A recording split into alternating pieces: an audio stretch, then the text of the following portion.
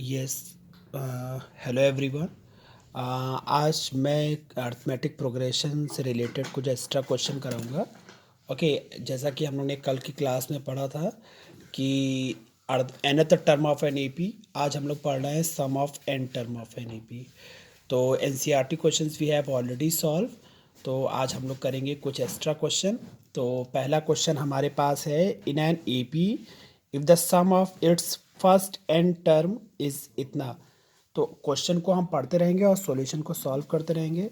Some of first n term means S n is equal to 3n² plus 5n। ठीक, तो हम n की different different values को put करेंगे।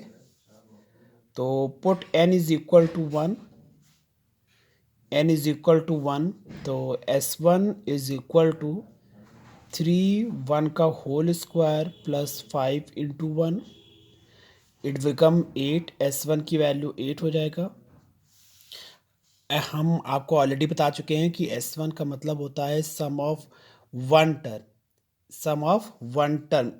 तो you will take a1 only. तो a1 इज इक्वल टू 8 और a1 को हम a कहते हैं।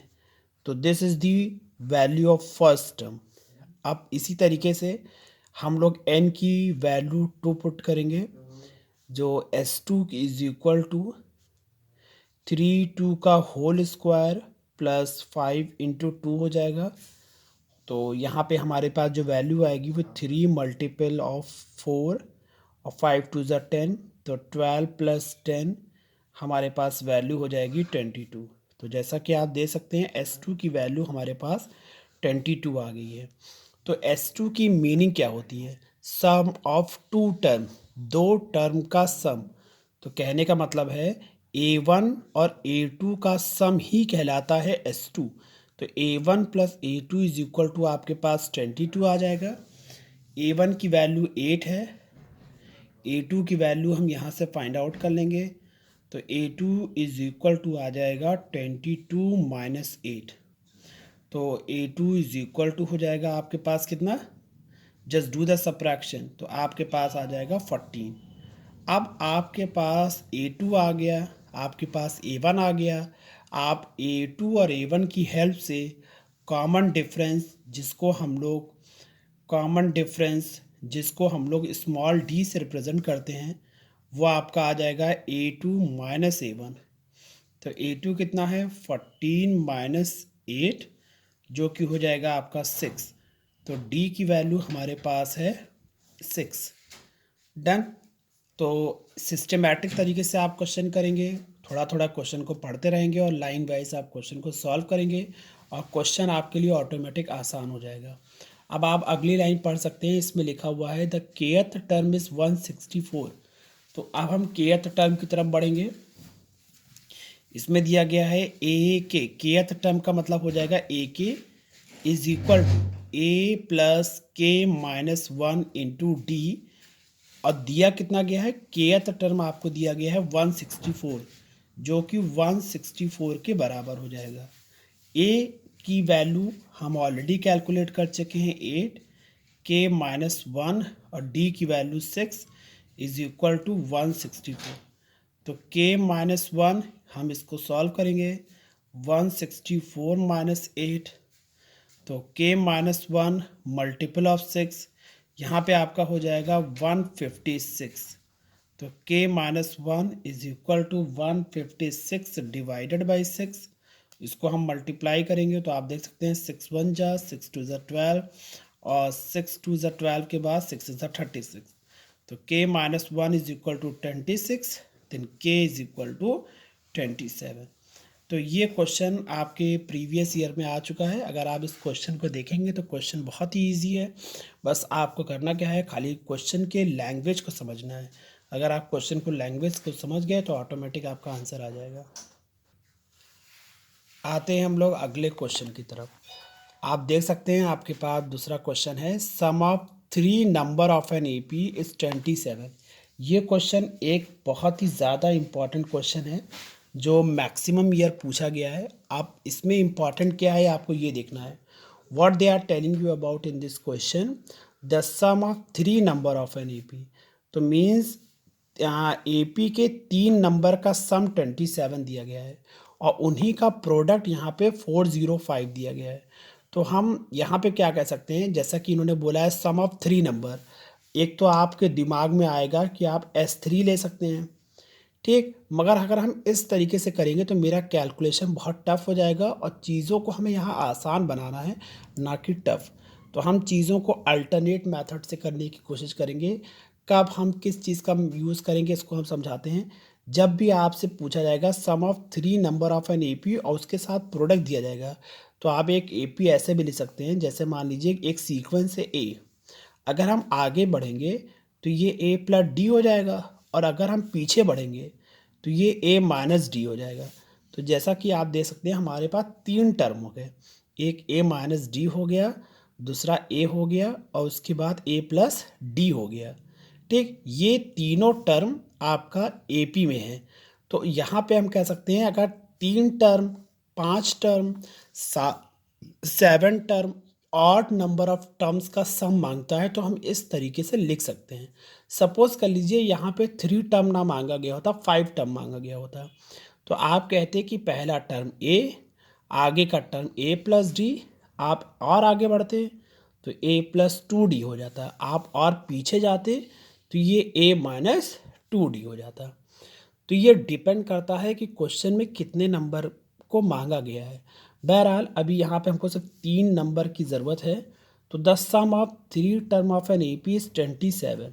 तो हम कहेंगे कि पहला टर्म मेरा ये है, दूसरा टर्म मेरा A है और तीसरा टर्म मेरा A+D है, जो कि आपका 27 के बराबर है।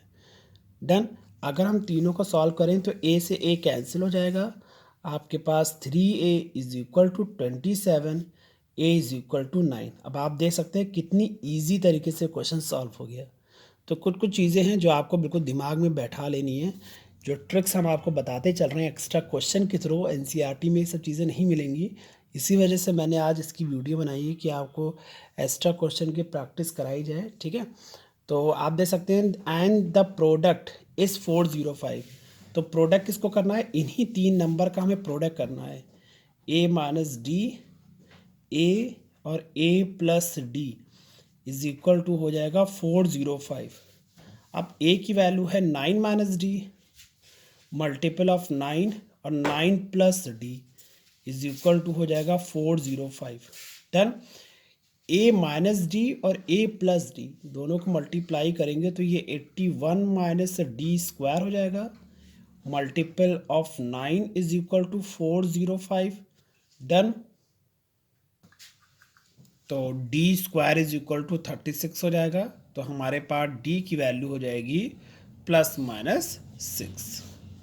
ओके, तो हमारे पास कॉमन डिफरेंस आ गया। अब क्वेश्चन में कहा गया है कि जब, तो कहोगे when D is equal to 6, तो D will be +-6 and A is equal to 9। Okay, अब हमें यहाँ पे what they are talking about, they are talking about find the number. तो इनकी वैल्यूज़ को हम यहाँ पुट कर लेंगे इन 3 वैल्यूज़ में and we will get the number. A will be what 9 और उसमें हम 6 ऐड करेंगे। तो just see like this, 9 you will add 6, it will become 15। when you will subtract 6 it will become what 3। तो एक इस तरह के हो जाएगा हमारे पास। तो this is the answer. Now again we were having a one more important question for you. Find the common difference of an AP whose first term is 5 and the sum of first 4 term is half the sum of next 4 term. Okay, तो very easy question. तो I will just request you all, you just try, at least try. Okay, just pause the video and try this question to solve. तो find the common difference of the AP whose first term, तो you already know that the first term is represented by A, which is equal to 5. Sum of its first 4 term is half the first sum of first four term. So they are talking about a1 plus a2 plus a3 plus a4 is means equal half sum of next four term. So what about the next four term? Means a5, a6, a7 and a8. Okay, now we will try, open the bracket. A1 will be a2 means a plus d, a3 means a plus 2d, and a4 means a plus 3d. Okay, in the same way you will solve here also. What you will get? A5 means a plus 4d, a plus 5d, a plus 6d, a plus 7d. Okay, so now see total how many A's you will get here. 1, 2, 3, 4. So you will write here 4A and D will become how much? 6. 1 and 2, 3. This will become 6D is equal to 1 upon 2. Here also how many? 1, 2, 3, 4. It will become 4A. And how many D? This will become 9. This will become 15. Okay, 9 plus 6 15, and 15 and 7 it will become 22d. All right, so what you will get here? 4a plus 6d. यहाँ पे हम इसको bracket open करेंगे तो 2a plus 11d. सारे terms को आप equal के इधर ले आइए. तो what you will get here? You will get here, you will as we already know. Okay, you just bring all the terms here. It will become 2a and is equal to 11d minus 6d. तो 2a is equal to 5d. तो a की value कितनी है? a की value है 5 is equal to 5d. 5 से 5 cancel हो जाएगा. d की वैल्यू हमारे पास 2 आ जाएगी. हमारे पास a आ गया, हमारे पास d आ गया. Now what they were asking in the question? They were asking to find the common difference. तो कभी कभी क्या होता है, क्वेश्चन हमको बहुत टफ दिखता है, मगर ज़रूरी नहीं कि क्वेश्चन टफ दिखे तो उसका सॉल्यूशन भी टफ होगा. सॉल्यूशन उसके बहुत इजी हैं. चीज़ें अंडरस्टैंडिंग पे है, आप क्वेश्चन को कैसे समझते हैं.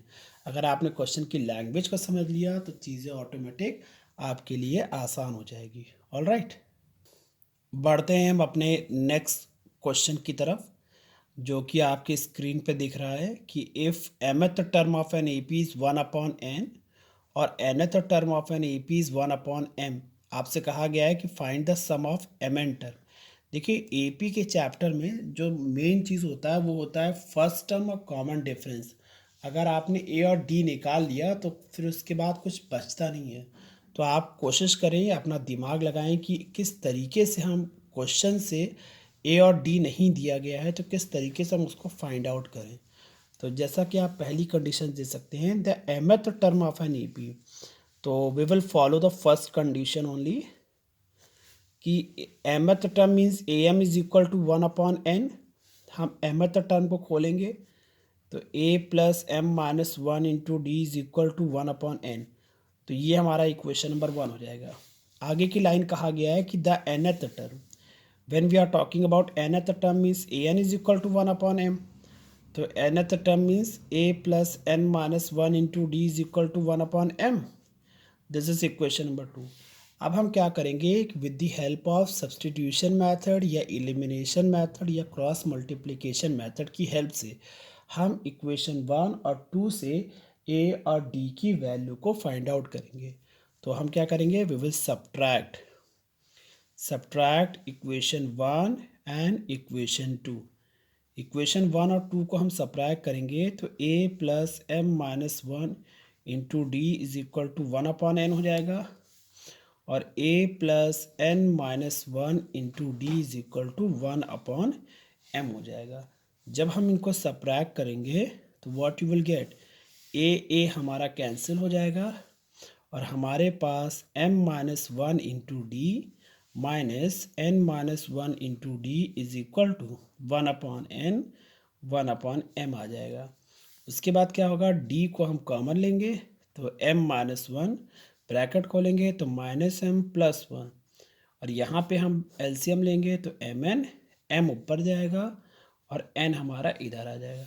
1 से 1 कैंसिल हो जाएगा, डी की जो वैल्यू है m माइनस एन, और बगल में हो जाएगा m minus n upon m n. Okay, ये दोनों टर्म आपका कैंसिल हो गया, डी की वैल्यू आ गई एम एन। ऑल राइट, उम्मीद है कि सबको यहाँ तक समझ में आ गया होगा। ओके क्लास, अब हम इसकी डी की वैल्यू को इक्वेशन 1 या 2 में पुट करेंगे और ए की वैल्यू को निकालने की कोशिश करेंगे। नाउ अब आप देख सकते हैं कि हमने क्या किया, हमने डी की वैल्यू को इक्वेशन 1 में पुट कर दिया है। तो यहाँ पे हम ब्रैकेट खोलेंगे, तो m अपॉन एम एन हो जाएगा minus 1 upon m n is equal to 1 upon n. m से m कैंसिल हो जाएगा, तो a plus 1 upon n minus 1 upon m n is equal to 1 upon n. तो 1 अपॉन एन से 1 upon N cut गया, तो a की value आ जाएगी 1 अपॉन एम एन। तो हमारे पास a आ गया, हमारे पास कॉमन डिफरेंस आ चुका है। आप क्वेश्चन में देखते हैं कि क्या आप पूछा गया। जैसा कि आप देख सकते हैं कि क्वेश्चन में आपसे पूछा गया find the sum of first m n term. तो हमें निकालना क्या है, sum of m n term. तो एम एन अपॉन 2 फार्मूला होता है 2a plus m n minus 1 into D. तो m n upon 2 will be as it is, a की value 1 upon m n plus m n minus 1, और D की value भी हमारी M N ही आई है। तो हम क्या कर सकते हैं, एम एन अपॉन 2 हो जाएगा, यहाँ पे 2 अपॉन एम एन हो जाएगा। यहाँ पे हम ब्रैकेट खोलेंगे। ब्रैकेट खोलने का क्या सीन है कि m n upon m n minus 1 upon m n, सबको आ रहा होगा समझ में।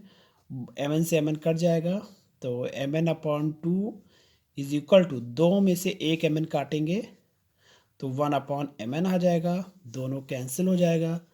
तो ये हमारे पास S m n, sum of S m n term is equal to हो जाएगा n upon, sorry the answer will be 1 upon 2 because ये दोनों कैंसिल हो गया। डन। तो क्वेश्चन दिखता टफ है मगर इसका सॉल्यूशन बहुत ही आसान होता है। हमारे पास सिर्फ एक ही मोटिव होना चाहिए कि किस तरीके से हम ए और डी को निकालते हैं।